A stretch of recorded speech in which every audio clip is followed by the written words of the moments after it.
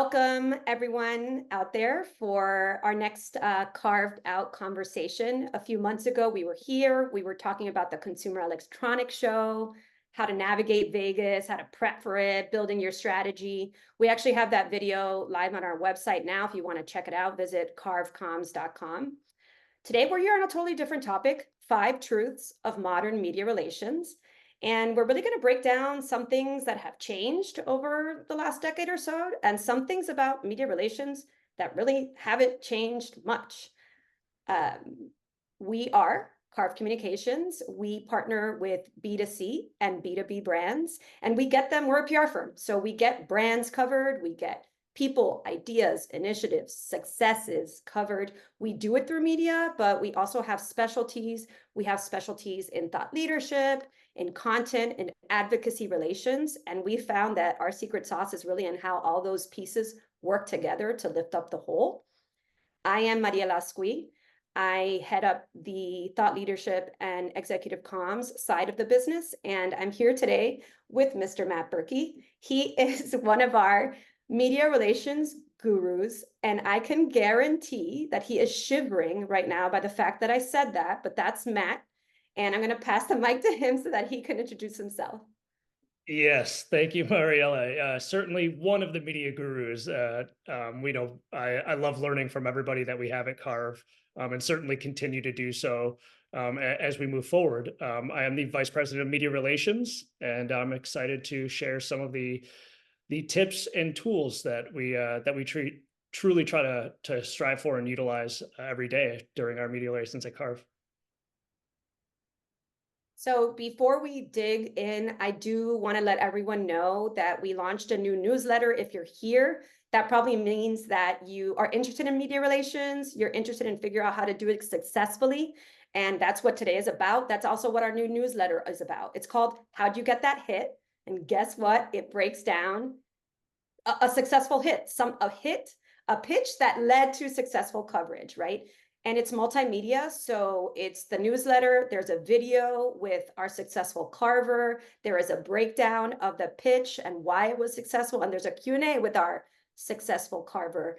Last time, Mariela was our successful carver. Hopefully she's out there listening right now. It was all about local coverage with a cool Deco Drive segment in South Florida. So please subscribe. I believe somebody was going to leave the subscription link in the comments, so please do subscribe. Our next edition will be coming out in a few weeks.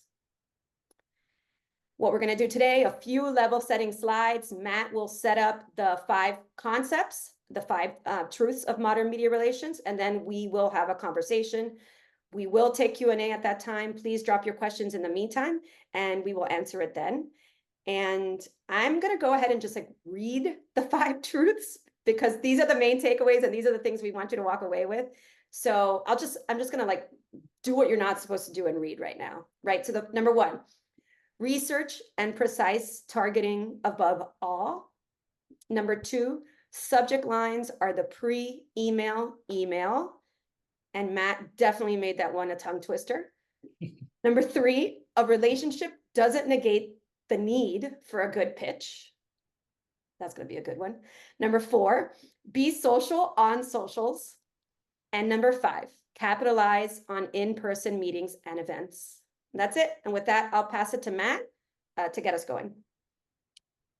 Thank you, Mariela. And certainly, we're touching on 5 truths right now, right? But we could have a 24-hour session on media relations and good practices. But this is a great start for anybody that's looking to sort of get a little bit more in depth. So starting with research and precise targeting above all, I think anybody that communicates with the media on a regular basis or even follows media on social media will say that one of the things that they constantly see are journalists getting irrelevant pitches in their inbox. And there might not be a more frustrating sort of experience for them, since they're getting, hundreds, if not more, emails a day. So what I have here is the perfect pitch to the wrong person isn't only worthless, but it can be detrimental. Not only detrimental from the agency aspect of maybe it shows that your agency isn't finding the right contacts, but there could be some social media backlash as well. So one thing that we like to do at Carve, and one thing that we always do, is never rely on databases. If you've been around for a while, Mariela, you know Cision. I know Cision. It was sort of that go-to tool when I started, and now Muckrack and others are making their way in. But relying on those databases, media databases specifically, is never a good idea. They might be updated, they might not. There's certainly things that happen, especially in the media in the last 8 to 10 months, where people are moving at a rapid pace.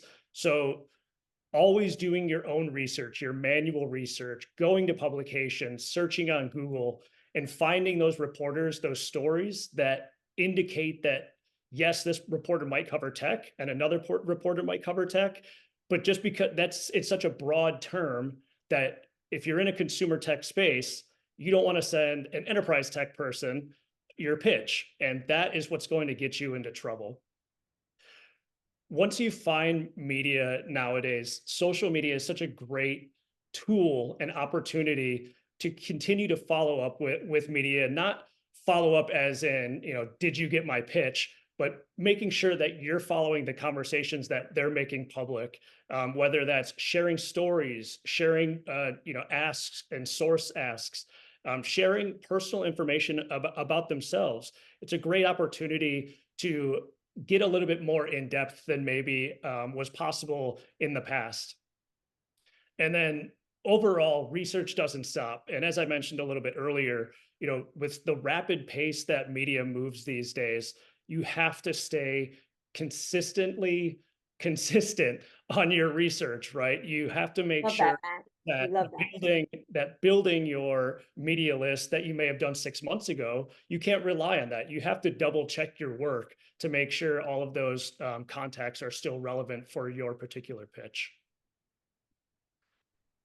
So we have some examples here, and as I mentioned earlier, we can't. There's nothing wrong with journalists sharing their grievances, right? They're constantly bombarded. They're busy. They're meeting deadlines, and it's actually really, really great that they share these types of tips with PR people. And as you can see, one of the things that sticks out here, number 1 on one list and number 5 on the other, is irrelevant pitches, and that is an easy way for your name or your email or your domain email to get blocked by a reporter if they're consistently getting messages from you that don't coincide with their particular beat.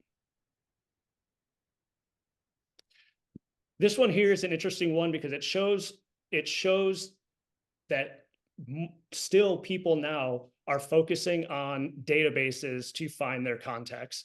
This gentleman has a blog about communications, and somehow, one way or another, that blog made its way onto a database. So people were looking up maybe communications reporters or somebody that covers that field, and came across his, his email and just started sending him pitches. And while he isn't too upset about it, it's a wasted time on our end to be pitching people that simply don't have any relevance to what we're trying to get the word out there about. And then here might be one of the PR person's more feared sort of instances, right? And that's really being called out by a media member for a bad pitch. And again, it isn't always, a bad thing. We can't look at it as, oh, I can't believe they did that, because if it's happening over and over again, sometimes it just needs to be called out. And while most media members will block out names, they'll block out specifics, whoever sends those pitches usually know who they are, and it still is not a very great feeling on the PR person's end. So getting to the subject lines of the pre-email email, right? The subject line is the first thing that a reporter is going to see when they receive your email. So making sure that it really tells your story within a short period, a short sentence, is key. So a rule of thumb that I try to follow most is keeping it short, between 8 and 10 words. That does become challenging, and it shouldn't be something that just rolls off the tongue, right? You should think about it a little bit and make sure that you're really getting that full pitch within a singular sentence. Something that we've heard a lot of recently is, play on words, fun and catchy subject lines they're nice, that, people, you can have fun with it, but being factual is more important than being fun. That doesn't mean that they're necessarily, it's one or the other, but you certainly want to make sure that you're getting your point across and not just sort of telling a joke in your subject line. What I like to do when I'm pitching is make it clear right off the bat what I'm asking for or what I'm presenting in my pitch. So if I'm pitching thought leadership and I'm looking at a CEO interview, I want them to speak to the industry that they're in, leading with CEO interview. Or if I'm pitching a product review for a new product that's launching, leading with review up. Those are immediate indicators of what the journalist can expect when they're going to open your email. And then ABT, this is one I sort of started saying a lot within the past month and a half to 2 months, which is always be tweaking. There's nothing written in stone. Just because you've written a pitch or just because somebody else wrote a pitch and that is what you have in front of you, you have to sort of lean into what you're seeing. So if you're not getting responses, or if media are just simply not interested in the subject line or anything of the sort, you have to be ready to tweak it, to analyze it, see how you can make it better, and go from there. So it's always be tweaking, always be looking at how you can make it better. Even if you are getting responses, can that subject line be better to draw media in? It almost forces you to stop and not be robotic too, right? Like take a moment, tweak, like read it instead of just send. Absolutely, and that comes into something that I'll touch on later, which is, media know when they're getting a copy paste email, and that comes into personalization, which we certainly will touch on. So getting into some subject line examples, this is one that we had success with from a thought leadership standpoint, and really leaning into the thought leadership from an industry standpoint. Yes, it's great that we have the CEO from a particular company, but if we're trying to get thought leadership, we want them to know that they are a CEO in this particular industry. And here are some key points as to why you should trust them for their thought leadership for that segment, which we secured on Yahoo Finance. So leaning into the Disney Plus, the Hulu, he's a former executive of those companies, and he can speak to something that was in the news, give or take 6 to 8 weeks ago, about Mr. Beast joining Amazon Prime for a TV show. So while the information necessarily in version 1 and version 2 are technically accurate, the way that they're presented actually is what turned this into a positive opportunity for us. So the next one. So we have a lot of consumer clients at Carve Communications. So we're often working on seasonal pitches, talking Mother's Day, Valentine's Day, Father's Day, things like that. So again, looking at the two pitches, they both get to the same idea, the perfect gifts for every type of dad to make him smile on Father's Day. But when you're pitching commerce editors or deals editors, anything of the sort, they're getting bombarded with emails, and they need to be able to sift through and make sure that they're focused on the right ones for that particular moment. So leading with Father's Day, gifts for Father's Day, and then literally pointing out which types of gifts. You don't have to get into brands, you don't have to get into that. Getting into the types of gifts so they know what's in that, they know what's in the body just by reading the subject line. And then if you have the space, working in the price points as well, because as we know, media are so busy that they're often filing away emails, and it might be in a specific folder. Maybe they need a pitch that, I need gifts for under $6 or under $600. So they search $600. You want that subject line and that email to be searchable within their database. And then the last one. So this one actually led us to Digital Trends Editor's Choice. So we have an eBite client, and looking at the subject line in the front, we reached out to the right reporter, but it doesn't get to the point soon enough. Yes, priority launched an e-coast. What do we want from that reporter? This is what I have for you. We have an e-bike review out for you, and we have the first ever belt drive electric beach cruiser. So getting to that differentiator right in the subject line. So when he opens that email, he has a great idea of what he's going to get and why he should test it.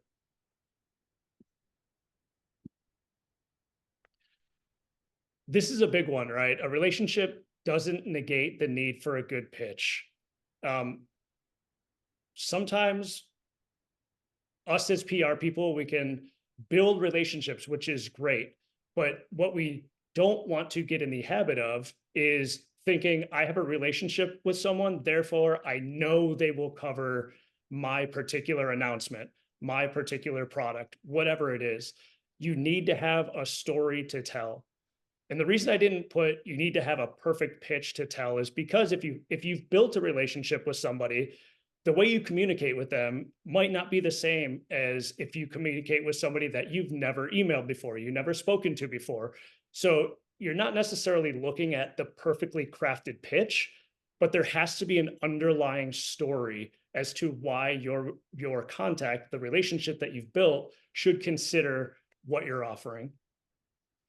A good pitch should be personalized. This is something that me and Mariela spoke about a little bit earlier. And that's when I say personalized, it doesn't mean that you have to craft from start to finish a completely new personalized pitch for every contact, but showing that you've done the research, that you know that they are the right contact. So referencing past articles, and something that you can get caught up in with this is referencing headlines or the headline of their story without getting into the meat. And that could be a telltale sign that you've certainly done a Google research, but you haven't digested their particular content. So a sentence or two on showing that you've done the research and that you know that this contact is accurate can go a long way. Back to, if you have a relationship, I always try to emphasize the fact that if we've worked with a reporter before, they should never really get a pitch from us that is a cold pitch, right? It shouldn't be the same as if somebody that we've never worked with before. We should be referencing the last time we worked with them. We should be thanking them for the last story that we worked with them on. Those types of nuances. And they seem like nuances because it's only a sentence, but it really becomes a big, big thing in the long run when you're trying to show that the media that you truly care about that relationship that you've built or that you're trying to build.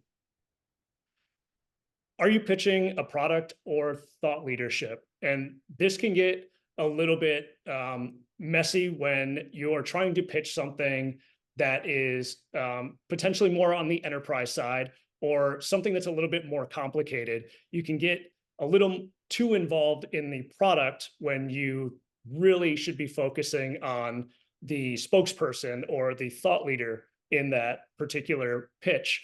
And from a product focus, you want to be focusing on the problem that you're solving. This is a great statement from our very own David Barco is, the problem that we're solving is more important than the features that we offer. And that was something that really stuck with me, and that he, always tells us as teams to really focus on. The devil can be in the details, and the word count is paramount. This is also something I've tried to put on repeat in my lexicon is, the devil sometimes can be in the details in giving too much. No reporter really wants to open an email and have to read through a novel to fully get the story. So I like to keep my pitches around 250 words. I know there's some studies and surveys out there that say 300 words is the ideal. But if you lean into the 250 and then you go over a little bit, you're still in that sort of safe range, right? And 250 words might seem like a lot, but it comes up quick, and it really it really challenges you and teaches you and makes you sort of craft that good story with meaningful words, with less fluff, and just being more poignant at what you're trying to say. So I wanted to include this as a see more example, and this really falls into more of the product pitching that we do. In going back to that idea of your product pitch should be about the problem that you're solving. That should be the body of your pitch, right? You should be explaining why this product is different than another one, why you believe it would make it to your best of roundup, whatever that might be. But at the end of the day, if you're working with product reviewers, features are going to be important. That said, if you start listing out every single feature of your product within the body of your email, you're going to wind up way past 300 words. You're probably going to wind up more into the 500. And that just gets very, very convoluted. So bulleting out the main things, or not necessarily bulleting it out, but highlighting the main problems that your product is solving within the body of an email, and then saying, hey, I've included more after this. I've given you the problem solution, but here's more if you want to view it, has been extremely well received from the media contacts that I've worked with. And it's a process that I still to this day continue to use all the time. Being socials on socials, candidly, this is one that I've recently become better at. Certainly connecting with media on LinkedIn and on X has always been part of the background. But personally, I know I've emphasized it a lot to people at Carve, that being active and being top of mind for any journalist typically isn't going to happen just with emails. So I always say now, you need to be on LinkedIn. Some media members have told me, hey, I don't use LinkedIn very often. They check in maybe once every couple of weeks. But even those media members have accepted a connection request. And then I'll say, thank you for connecting. How can we best work together? And that's how the conversation starts. So it's been such a vital opportunity for me, and I know for other carvers as well, especially as media are on the move. They're getting additional freelance opportunities, or they're shifting publications. So what's important to understand sort of around socials is it's not another avenue for your emails. Social media is almost like texting, and that's not to say that you should use the same language that you use to text your friends, but it should be an introduction to a conversation. Hey, here's what I am working on right now. Would you be interested in additional information? That has been way more receptive. That's been received way more by the journalists that I've been working with than copying and pasting, which you shouldn't do in an email, let alone in a direct message. So we really, really focus on that. The best way to learn about journalists, other than from being in person, is through their LinkedIn and their X profiles. Learning about their hobbies, learning about things that are going on in their life. I can't tell you how many journalists that I communicate with on a regular basis now that, most of the time, maybe let's say 50-60% of the time, it's not client related. Maybe they just bought a house. Maybe they're going on a job interview. Maybe they are huge Star Wars fans, which is, that just came up on May 4th, and I connected with a journalist through that. So it's a great way to sort of break down that barrier of, they're journalists and we're PR people, and there's this love-hate relationship. It's a great way to build relationships. And then a newer one, and I say new, and it's probably going on a couple of years now, but a newer one here is Substacks. And there's countless number of journalists that span everything from parenting to edutrade publications to travel. they all have Substacks. They're all sharing personal stories. They're all sharing what they are looking for. Their recently published stories. It's become such a great tool to stay in touch with an endless amount of journalists on various topics. So I highly recommend, even almost, I would say as much, if not more than a LinkedIn, is to follow Substacks as much as possible. I would also say another benefit we've seen with Substacks and newsletters is so many of them curate other content that's industry related. So in the end, you're like, oh, there's another opportunity for us. Oh, there's a podcast we haven't heard of, or a Q&A opportunity that we haven't heard of. So those are really great to see other pitching opportunities. Absolutely. So being on socials, examples. This was a quick example of reaching out to a reporter through Twitter, X, wherever you stand on it. But I wanted to include this one because I quickly pointed out a spelling error that I made. And, these things happen. And if you catch it, point it out, acknowledge it. Don't try to sort of bury your head in the sand. Everybody makes mistakes. And if you catch it, it shows that, you're paying attention, you made a mistake, not you literally made a mistake and don't even realize it. But this led to an opportunity. This was a reporter that is not in databases. He has coverage on various publications that we work with, but for one reason or another, his email, it just isn't listed. So reached out to him on Twitter, and almost instantaneously he reached back out saying, "Thank you, here's my email," and we shot him the pitch. Did I get ahead of myself there, Matt? Is this Nope. okay? Got it. So this isn't a great example of somebody that I had worked with previously on another client. As the media landscape shifted over the last 8 to 10 months, he wound up finding another job.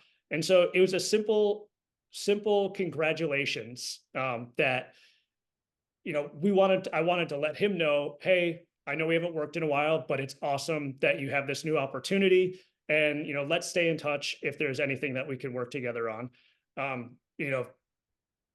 Not to give his name away or anything like that, but we have worked together on many things. He's helped Carve out on many opportunities, and I've shared freelance contacts with him to, help people find new opportunities as they're looking for potentially their next, permanent role or their next full-time role. So this is an example of being a resource to one another. Oftentimes PR can get lumped in with, we need hits, we need as many hits as possible, and we need to see what we can get from media. And it really needs to be a 50-50, if not even more, of what can we do for media? How can we help them? How can we help them beyond our clients? We're all sort of in this industry together, and being able to be that resource not only feels good, but it feels almost part of the job. Okay. Are you seeing the number 5 right now? Yes. Are you seeing? You are? Okay. Okay, because I was, but it looked like you were on the other one. So we do have a few questions coming in, so let's get through number 5 and then get to 5 or 10 minutes of Q&A. Sure. So capitalizing on in-person opportunities, and really these two fall into two buckets for us as Carve: events, going back to Scott's presentation on CES, and then one-on-one meetups. Certainly this is a little bit easier in the major metropolitan areas, the LA, San Francisco's, New York's. But that doesn't mean that there aren't opportunities to have those while you're traveling as well. So I'll go back to events such as CES, PepCom, events that we participate often as an agency. And these opportunities are really important to get that face time with media. We always say, especially to clients that are considering participating in events, that you can't replicate or replace FaceTime with media. And that goes just as true for us as PR, PR people as well. We should be using those opportunities to connect on those emails that we send, or connect on those personal things going on in journalists' life, as much as we are as connecting those journalists with our clients while they're there. Um, Going back to something like a CES, which is at a large scale, or a PepCom, which is on a smaller scale, but it's at a much more rapid pace. Having relationships prior to those events makes it that much more that you'll be able to have in-person contact with them. They're constantly moving. They're all over the place. They have, let's say, 300 different brands and PR people reaching out to them to get 5 minutes of their time. And if they know you, if they have built a relationship with you, and they know that you're going to show them something that fits their beat and you can add to their experience, they're going to look at that as, a positive, and they're going to look at it as a reason to make that time to see you in person. And then one-on-one meetups is one, as an agency, that I'm really proud that we're taking advantage of as much as we can.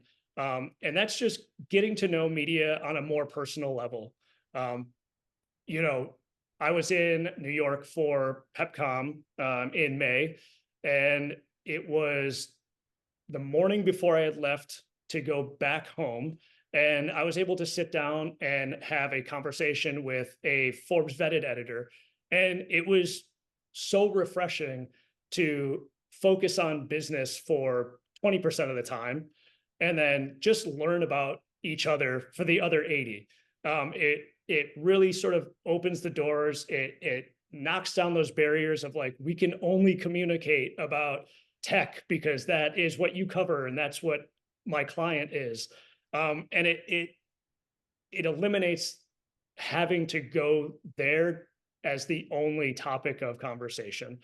I know multiple people at the agency over the past 2 months, 2.5 months, have been meeting with media for lunches, for coffee, and they've led to tangible results just from those meetings. Awesome. Okay, so let's get to your favorite part. And I'm gonna ask a question. You touched on some of this, but it came in in the comment section. Can you break down, like, LinkedIn? We're having so much success there. Can you break down just like those initial steps? Do you connect with someone? Do you follow them? Do you immediately attach a note? Like, what have you found to work the best? Yeah, so even going back 6 months ago, you were able to send, I believe it was a 200-character note with your connection request, which I thought was great, because a blind connection request is a little, it doesn't give the information that the media needs to say, okay, I should accept this request. Unfortunately, LinkedIn changed their policy and they don't offer that anymore unless you have premium. So what I have done now is, right off the bat, follow and ask for the connection. As much as possible, right after they make the connection, introduce yourself. Thank you for accepting my connection. Just being, relatable to a certain extent. I usually try not to come right out of the bat and say, thank you for connecting with me. Here's what I have to offer, because that's not necessarily the right medium. If you say something more along the lines of, I have a client in this space, would you be interested in learning more? That to me is a little bit more of an acceptable way of going about the conversation. Okay, so it's almost like that, like, wait till they connect and then start adding additional information. Sure. And you don't have to be connected with somebody or following somebody to leave a comment. So you can leave a comment on one of their Okay. posts if you find, that content intriguing or their particular story intriguing. Those are ways to engage without connecting. But to me, making that connection and that association right off the bat has been beneficial.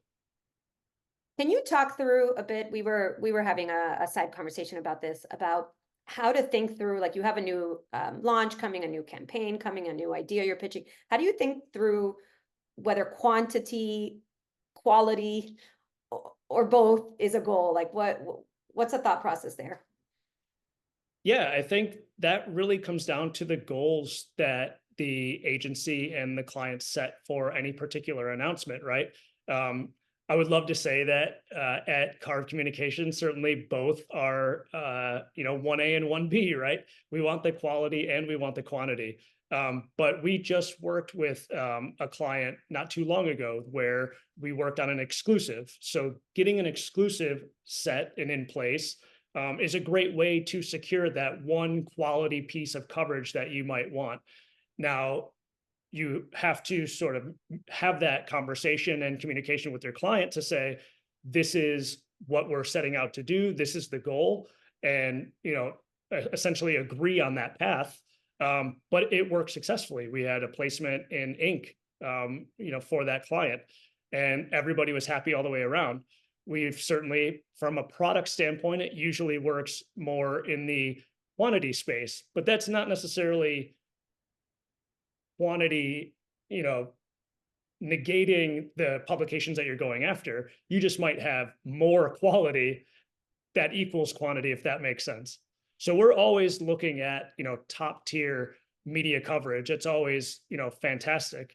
But again, making sure that that conversation is had with the client is certainly where you sort of net out on which one's more important. Yeah, align on the expectations and the why up front. Okay. Exactly. Okay, so bear it all, Matt. You showed a little mistake. You showed a little, I think it was a typo, right? But just can you share what's been your biggest mistake and were you able to turn it around? Yeah, the typos are ones that might happen more than often or more often. Certainly messing up somebody's name in the beginning of an email, that's an embarrassing one. I like to say, a lot of the most embarrassing sort of moments, a lot of PR people probably try to subconsciously put out of their mind, but there was an incident where a journalist, an editor, broke an embargo and thought he was doing so in good faith. And instead of taking a moment to take a breath and sort of work out my response, I probably wrote it a little bit more aggressively than I intended it to. And I, going back to what I said earlier, immediately acknowledged it. Wrote back to him almost instantaneously, sort of explained my thought process, and it was a little contentious at the time, and I don't blame him. He took my response to heart, but in all, it wound up working out, to everyone's benefit. The story republished when the embargo was lifted, and I worked with that editor multiple times since then. But that was certainly a sort of a giant whoopsie on my part. As a public relations practitioner, you sort of want to have a certain level of decorum, and that was a momentary lapse, if I can say that. You didn't get blacklisted though. I did not get blacklisted. We worked together multiple times since then, and he's great. Awesome. So what would you say, just like taking it out a level, what would you say for all the in-house folks that we have out there? Why would an agency help in terms of media relations today? Like what are the biggest benefits of an agency? Oh man. So, like you said, in-house, that's the majority of our day-to-day contacts, right?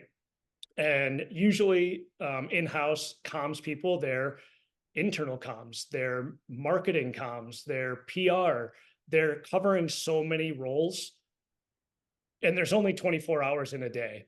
Um, Media relations is not something that can be taken lightly. You don't want the media to sort of feel like they're being disregarded or they're not getting the attention they deserve. You need somebody, you need a team really, and that's why, Carve is so great is we have fantastic teams on each client to be able to manage all of the necessary, intricacies of media relations, from pitching, from continuing relationships when there isn't something to pitch necessarily, to go out and find the sustainable PR that we love to, secure at Carve, which is those moments in between your announcements.